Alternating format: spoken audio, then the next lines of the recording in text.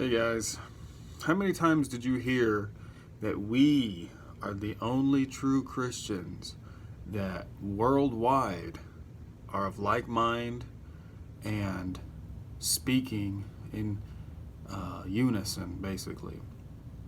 We're all teaching and speaking and doing and thinking the same way, from Australia to Chicago to Africa to England.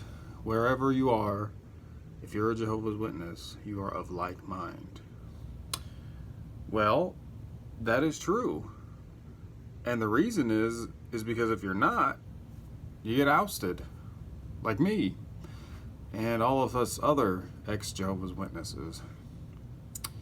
So it's not some sort of miracle that millions of people are of like mind and are saying and doing the same thing. It's out of fear is the reason why they're doing that. Jehovah's Witnesses are afraid. They're full of guilt, and they're worried and living in fear. Well, why? Why is because, number one, they're afraid because they're afraid of what they say. They're afraid of what they wear. They are afraid to go somewhere they're not supposed to be and be spotted. They are afraid that they might do something that somebody might see and turn them into the elders. Every move they make is fear. Also, they're full of guilt because they are told that Jehovah knows that if there's any kind of sin that they haven't confessed, that it's mustering inside of you, and Jehovah knows about it. And if you haven't let that go, or you haven't confessed that to the elders, that your worship is not worthy, Jehovah will not listen to your prayers.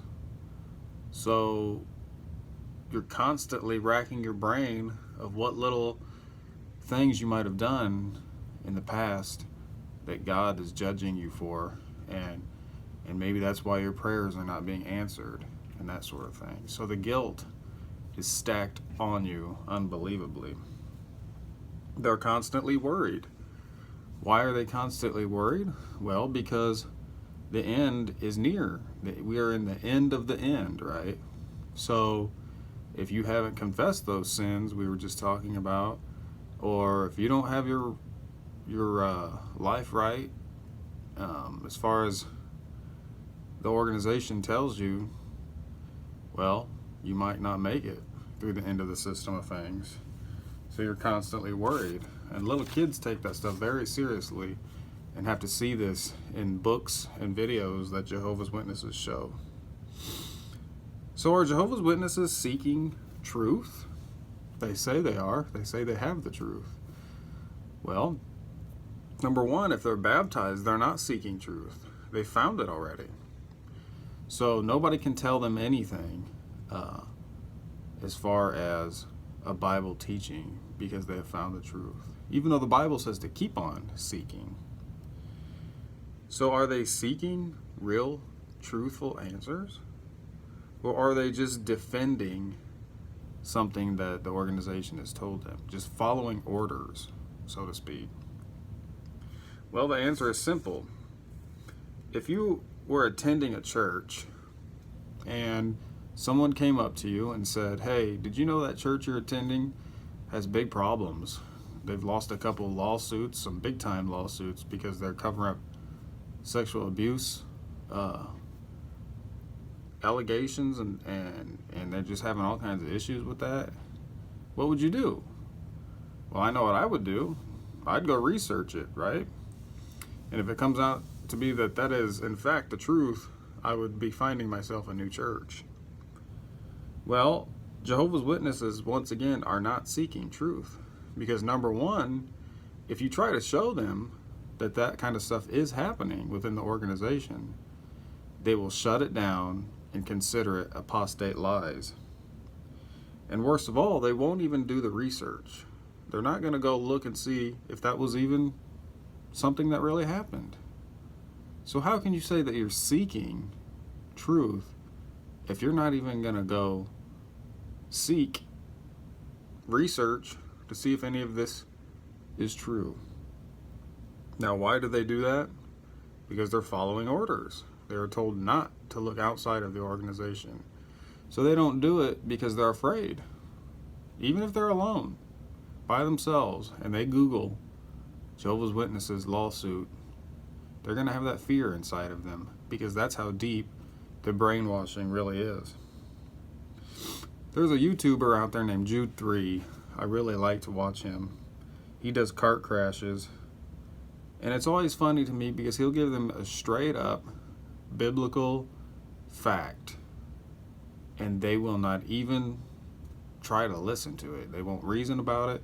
They won't look at anything that he's trying to show them. Something as obvious and simple as Jesus never used the name Jehovah. They will not even acknowledge that when it's true. Look in their own Bible. It's not anywhere, there's nowhere in there where Jesus used the name Jehovah. He said, Our Father, when he gave the sample prayer. And he never once said Jehovah, ever. If anybody was going to say Jehovah, it would have been Jesus. But he never did. Now, when you give a Jehovah's Witness that fact, they're going to shut you down. They're either going to get rude with you, or they're literally going to just go silent, or pick up their cart and leave. No matter how nice Jude 3 is to them, they will pick up their cart and they will leave, and they will not seek truth at all, because they're afraid. They're afraid that they'll end up like me and you, making YouTube videos about how you used to be a Jehovah's Witness and now you're not, because you were seeking answers. And they're afraid of that happening to them. You know, how dare this company, it's a company, how dare this company that pretends to be an organization that only follows God, the only true organization, how dare they control these people? How dare they take our families away from us? How dare they use us as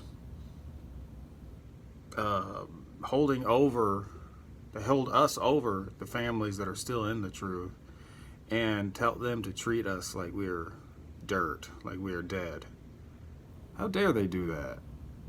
How do these people that are in New York that are running this, the governing body, how do they sleep at night knowing that because of their policies, people are committing suicides, families aren't speaking to one another, and there's complete family chaos? Well, the fact of the matter is that things need to change. This isn't just something that we can just continue to let happen as ex-Jehovah's Witnesses. We sort of have the power to make change. And I think that I'm open to suggestions on how we do this, how we get our friends and families out of there and decrease these numbers down to 0. Give me your thoughts.